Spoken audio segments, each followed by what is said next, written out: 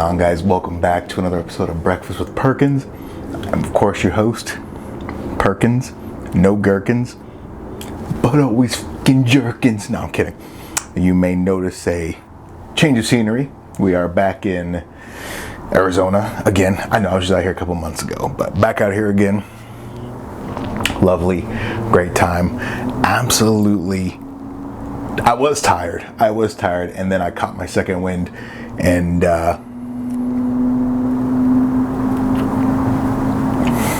now we're good. I think after this I'm gonna head to Tempe. We were gonna go to Tempe yesterday, get down there, and apparently there was some huge reggae fest. I think this is... Okay, perfect. Sorry, that's probably loud as fuck. I apologize. Anyway, we're gonna go to Tempe yesterday, but it looked like there was some huge reggae fest or whatever. So we said, screw that. Ended up going to a botanical garden, which I don't know if it's technically still Tempe or not. I don't know, but it was actually really cool. Really cool. A bit expensive to get in, but it was definitely worth it. The amount of pictures I took and all that stuff. Definitely worth it. And I was flipping through like the visitors book that comes with like all these resort rooms and stuff.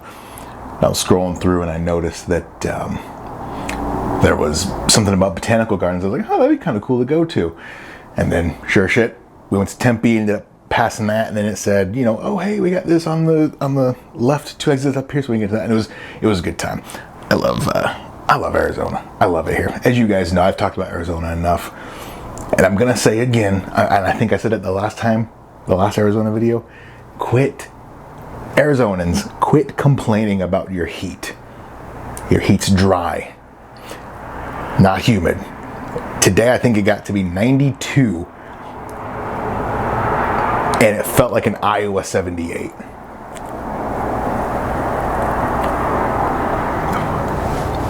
Didn't feel bad at all, felt amazing at 92. Now, I heard from probably, 5 or 6 people, you know, hospitality and stuff and different stores and stuff. Oh, you know, God, it's going to be 101 next week. I can't take this shit. I'm like, you guys, this 101 feels like our 80, and it's dry here. Back home, nothing. So, I don't know. Anyway, hope everyone's doing well. I don't really have much to talk about, to be honest with you. I just wanted to get something on here, and I don't know. I will say what I was going to touch on last week that I wasn't going to. Well, I was going to last week, but figured I'd touch it here. Was I finally beat the main story of The Witcher. For those that don't know, I had installed and deleted The Witcher probably, I don't know, 7-8 times over the course of when it's come out to present day. And then Steam had a sale on everything, the DLCs and all that stuff, for like $7. And I was like, yeah, I'll try that. Yeah, I'll do it. Let's do it. And I gotta say, I've been wrong. The Witcher's a great game. It's a phenomenal game. Every time I would play it, I don't know why this is, every time I would play it, I would get right to the Griffin, which anyone who's played this game knows the Griffin, that's like early, like first hour of the game. I'd always get to the Griffin and then be like, I'd rather be playing Skyrim or something like that. So stuck with it, finished the main story. It took me about 75 hours to do. Didn't even do a whole lot of side quests. It's just straight main story, 75 hours. And then started the Blood and Wine DLC. And I got the other one too, but I gotta say, CDPR, that was the main reason why I went back to The Witcher, was because I love Cyberpunk. Cyberpunk to me is one of the best games of all time, hands down, regardless of that shoddy launch that they had, which it wasn't good, we know.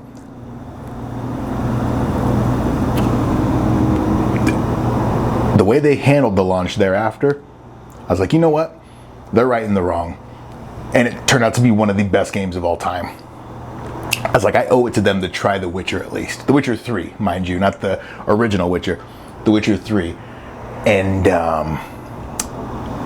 yeah, phenomenal game. The only thing I don't like, I would give the story a 10 out of 10. Story's phenomenal. The only thing I don't like about that game, I think, is the crafting. The crafting in it's a little weird. Where, like, you can't just take your existing weapons and then craft them to the current level you're at.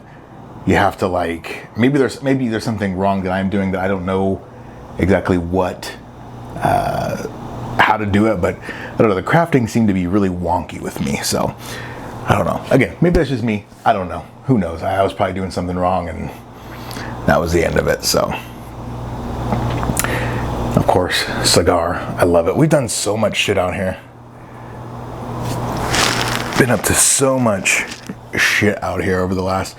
We've only been out here for like 3 days, I think, and it feels like 3 weeks. Oh my God, been everywhere. It's mandatory for me to go to the dealerships when I'm here. Lamborghini didn't really have anything too crazy. They did have like a 2020 488 Pista, I think it was, with 1,000 miles on it that they wanted $900,000 for. That was pretty crazy. I'm trying to think if there was anything nuts. I did see a lot of more like there's obviously a lot of exotics. North Scottsdale Road, which is the main road right out. You can't see it. I don't know why I'm motioning to you. Yeah, hey, look this way. North Scottsdale Road, which I can see right here, that's like the main drag through Scottsdale. And that's where you see like all the Rolls Royces and McLarens and Astons and all that good stuff.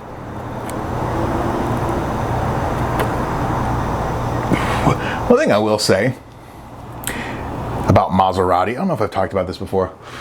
I feel like Maserati, back in the day, used to be a real name. They used to be a real powerhouse. You know what I'm saying? Maseratis came with like this allure of luxury and class with like the Gran Turismo and the Quattroporte. The Quattroporte is still one of my favorite luxury sedans. It looks amazing. There was that really shitty looking Gran Turismo coupe that they had for a little while. Not Gran Turismo coupe. It was a Maserati coupe. I don't know what the name of it was. I said I'd say this. There's a lot of Maserati, what are they called? Ghiblis out here. And they're so underwhelming. And I have not read a single review on them. Haven't read anything about them that says anything about their reliability, their longevity, their ability to make power. None of that stuff. I don't know what it is. There's just something, I feel like they've lost their way. I will say that, what's that new exotic they have, the MC20, is that it? That's a pretty dope car. I think that's what it's called. I'm not exactly sure.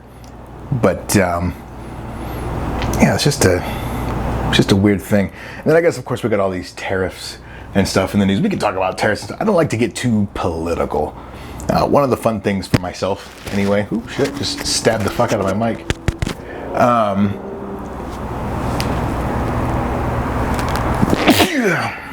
I don't like getting political because I like to be able to talk shit about both sides whenever I want. I didn't vote. Just nothing really interests me on either side. But I don't like to get too political because people remember when I was a kid, I remember like early 2000s, no one talked about politics. You might see the odd bumper sticker, like the odd like Rand Paul bumper sticker or the, odd John Kerry, whatever it is, but no one really talked about politics. Politics were always kind of on the hush hush. No one ever talked about them. It was kind of like sex life and stuff like that. I mean, also today, two things that people didn't talk about back then, sex and politics, are what people seem to lead with now. How many people have you met, chicks especially, where you go onto their profile, something about Republican or Trump 2024, or it's got a link to their OF or something like that. Anyway, it's crazy how far. Anyway, that's neither here nor there. But yeah, these tariffs. I was looking at drones, as you guys know. I was looking at drones. The DJI Air 3S released, and I wanted to get one of those.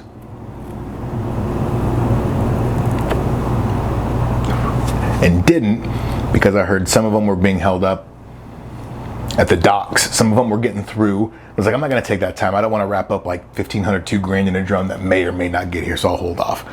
And now these tariffs and stuff, and who knows, I should have just got one, taken my chances and been done with it. But now these tariffs, and on the gaming front, I guess they were saying that Nintendo isn't going to take pre-orders in America, or they're taking pre-orders, but it's not going to happen in America or something. And I guess we're supposed to expect a huge increase in price due to that whole tariff thing. And I don't know. It's a crazy thing. It's a crazy thing. It's crazy how desensitized, I guess, my generation and other generations are to like news breaking stuff is. Because you think of our parents, it was few and far between where something just like, whoa, would happen, whether it be an assassination, whether it be some law being passed, whether it be something, you know, just crazy that went on.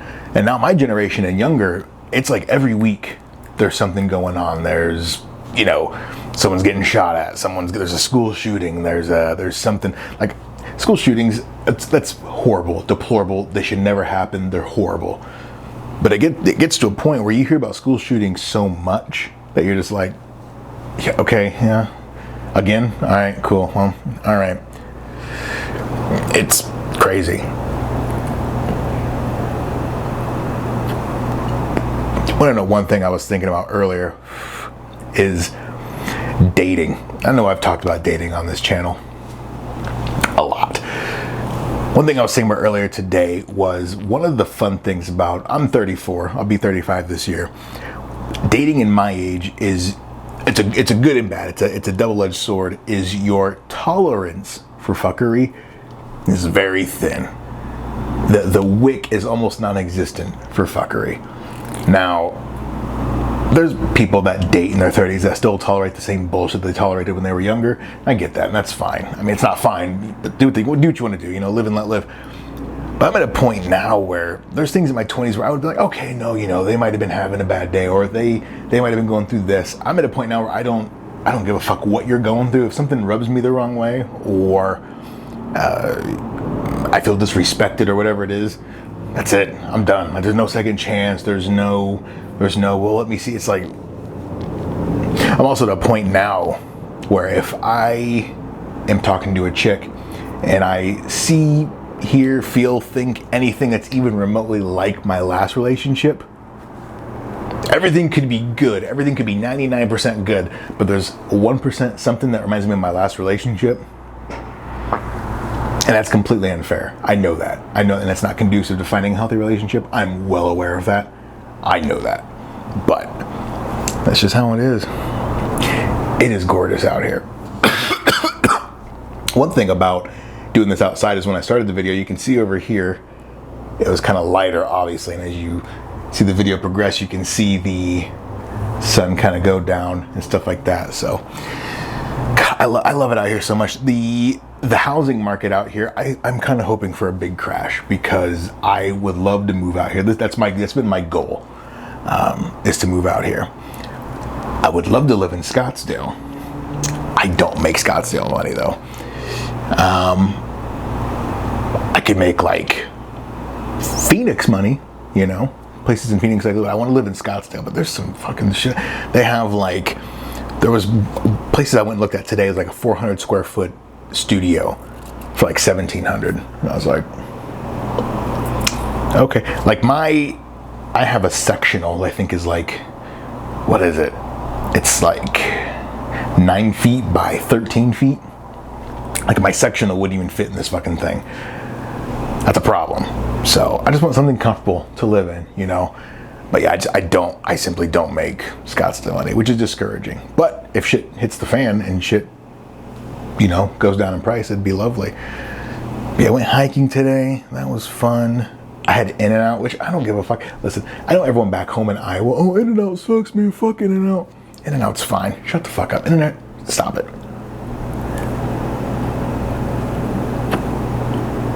In-N-Out's fine. Though I will say, today was the first day I had In-N-Out since dodgeball tournament in Los Angeles. That was, what, a decade ago? 12 years ago? I will say In-N-Out tastes exactly like Burger King. So if you like Burger King, you'll like In-N-Out. If you don't like Burger King, you're gonna hate it. One thing I do like about In-N-Out, first of all, their fries suck dick. I don't know, you got animal style fries, all that shit. Their fries are horrible. I don't know what you guys are on about, but their burgers are good, and I love their business model. Like, you just get up there, hamburger, cheeseburger, double, fries. You can get a shake and a soda too, but and I didn't realize how cheap In-N-Out was. Very cheap. Like, their burgers are like $5. A double was like $5. Fries are like $3. Shake is like $3. It's very, very cheap, given the alternative, which I know Burger King can get pricey. Carl's Jr., Hardee's. I'm sorry. I say Carl's Jr. in the Midwest. People look at me like I'm fucking Satan. What do you mean, Carl's Jr.? You mean Hardee's? Aren't you? You're from Iowa. Say it right. Suck a dick. Anyway, I don't even know how long this is. I just want to get on here and ramble, talk some shit. You know. Yeah. Who knows? I might film some other thing. I think I'm gonna go to Tempe Beach after this. Film some shit over there. I don't know. It's really fun. The thing I love about the city is I'm a night owl. I'm a big nighttime guy, which is great in places like Phoenix, places like Vegas. Not so great when you live in a place like Des Moines, Iowa, where the city's dead at 8:30. Oh my God, even the bars. I mean, the bar's closing 1:30. I haven't been out in Des Moines since EDC in 2017. So coming up on like a decade, I haven't been out in Des Moines. But one thing that was really dope about Vegas, I remember we were somewhere and I remember asking the bouncer, I was like, what time do you guys close? It was like 3 in the morning and he goes, we close at 6. I was like, oh shit. He goes, we reopened for the day club at 8. And I was like, what?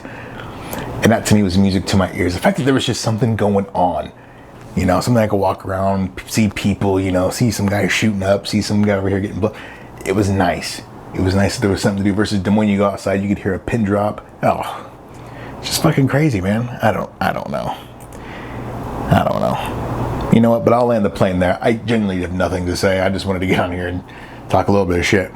But I will say, I'll end with this. Hopefully we get these tariffs sorted out. And The Witcher, phenomenal game. If you haven't played it, play it. I don't know what I'm going to play next. I'm trying to think, what do I have? I'm going to restart God of War because I played God of War and then I forgot. I don't know anything. I forgot the story. I forgot what's going on. So I got to restart that, which I'll do when I'm finished with these DLCs. And then there's another game. I want to get Final Fantasy. I've never played a Final Fantasy game before. And then there's another game. I did buy Cyberpunk. I've never played Cyberpunk on a PC. I've only played it on console. And then Starfield, which I've never played on a PC, only on console. So I'm doing those two. That'll be fun. And then there's a couple more. I forget what they are. It doesn't matter. I'm rambling at this point. But you know what, guys? I'm landing the plane there. I'll catch you guys next time. Like, subscribe, comment. Just talk shit in the comments. Do what you got to do. If you've made it this far, you've probably turned off. So if you get to this point, I don't know, just go comment idiot in the comment or something like that. I don't know. But I'll catch you guys later. Peace.